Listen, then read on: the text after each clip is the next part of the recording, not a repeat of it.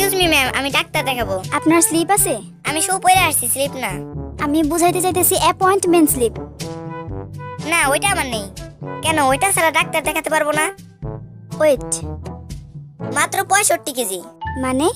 কেন, আপনি তো মাত্র জিজ্ঞেস করলেন আমার ওয়েট, তাই আমি বললাম। শুনুন, আগামীকাল সকালবেলা আপনার প্রস্রাব টেস্ট করব। এই বোতলে আপনার প্রস্রাব নিয়ে আসবেন। তো টেস্ট কি আপনি করবেন, আপনার সহকারী করবে? আরে না, আমি নিজেই টেস্ট করব। প্রস্রাবের বোতল তো ঠিক আছে, কিন্তু চানাচুর আনলেন কেন? না, ভাবলাম খালি মুখে টেস্ট করবেন, ব্যাপারটা খারাপ দেখায় না, তাই চানাচুর আনলাম। চানাচুরের সাথে টেস্ট করে মজা পাবেন। ডাক্তার সাহেব, আমাকে তাড়াতাড়ি ওষুধ দেন, দাঁতের ব্যথায় সারা রাত ঘুমাতে পারি না। আপনাকেই তো আমি খুঁজছি। কেন? না, আমার তো একজন নাইট গার্ড দরকার, তাই। ডাক্তার সাহেব, আমার প্রস্রাব হয় না, জ্বালা পোড়া করে। মেশিন নষ্ট হয়ে গেছে, পাল্টাইতে হবে। কি বলেন ডাক্তার সাহেব, এটা কেমনে সম্ভব? আরে, যে মেশিন দিয়ে আপনার টেস্ট করব সেটা নষ্ট হয়ে গেছে। আচ্ছা, আপনার খাবার সবসময় ঢাকা রাখবেন। ঢাকা তো অনেক দূরে, কুমিল্লায় রাখলে চলবে? আরে, আপনার কি খবর? এখন কেমন আছেন? কোনো সমস্যা হচ্ছে না তো?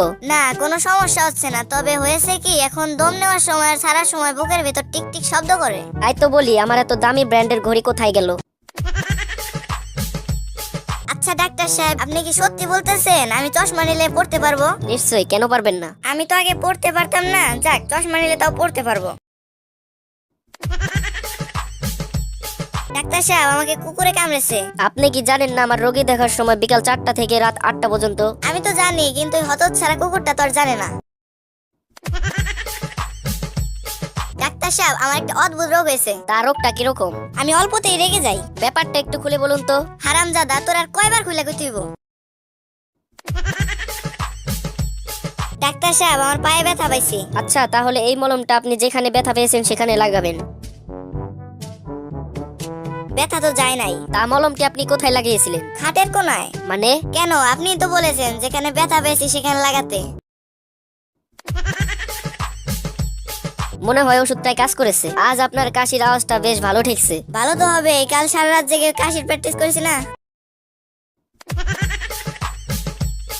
ডাক্তার সাহেব, আমাকে বাঁচান, আমি মনে হয় 10 মিনিটের মধ্যে মারা যাব। আচ্ছা, আপনি একটু অপেক্ষা করুন, আমি 20 মিনিটের মধ্যে ফিরে আসছি।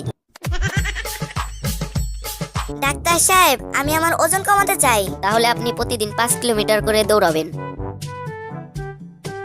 ডাক্তার সাহেব, আমার ওজন তো অনেক কমছে, কিন্তু আমি বাড়ি যাব কেমনে? আমি প্রতিদিন 5 কিলোমিটার করে দৌড়াতে দৌড়াতে বাড়ি থেকে 1825 কিলোমিটার দূরে চলে আসছি।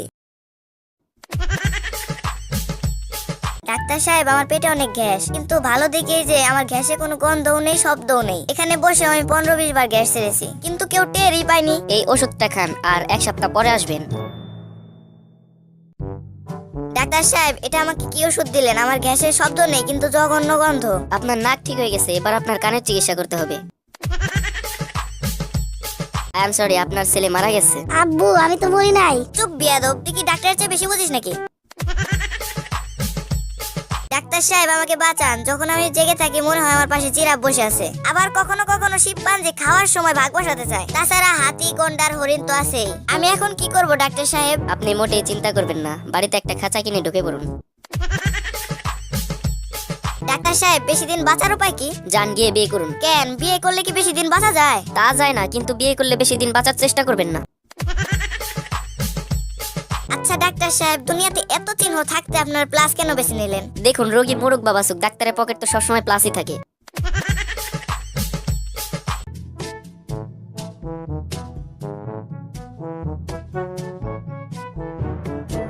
বলুন তো, 3 কে 3 দিয়ে গুণ করলে কত হয়? 398। মঙ্গলবার। নয়। এটা আপনি কিভাবে বের করলেন? এটা তো খুবই সহজ, 398 থেকে মঙ্গলবার বিয়োগ করেছি। এখানে বসেন, আমি আপনার পরীক্ষা করব। আমার প্রস্তুতি নাই, আমি পরীক্ষা দিতে পারবো না। আরে, এটা ওই পরীক্ষা না তো, আমি আপনার রক্ত পরীক্ষা করব। আমি আপনাকে কিছু ওষুধ লিখে দিতেছি, ওষুধগুলো আপনি প্রতিদিন 1 চামচ করে খাবেন। ডাক্তার সাহেব, খালি ওষুধ খাইলে চলবে না, চামিচ খাইতে তো অনেক কষ্ট হইব। যান, এখান থেকে বের হন। এক্সকিউজ মি, ফিসটা দিয়ে যান। আমি কি পরীক্ষা দিছি নাকি যে ফিস দিব?